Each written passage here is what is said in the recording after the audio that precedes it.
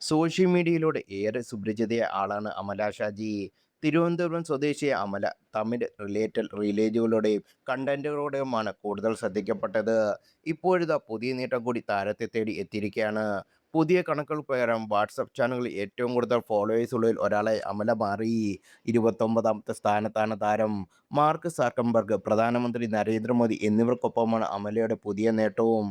കൂടാതെ വാട്സപ്പിലെ പുതിയൊരു ഫീച്ചറിനായും അമല ക്യാമ്പയിൻ ചെയ്യുന്നുണ്ട്. ഇന്ത്യയിൽ നിന്ന് രണ്ടുപേർ മാത്രമാണ് ഈ അവസരം ലഭിച്ചത്.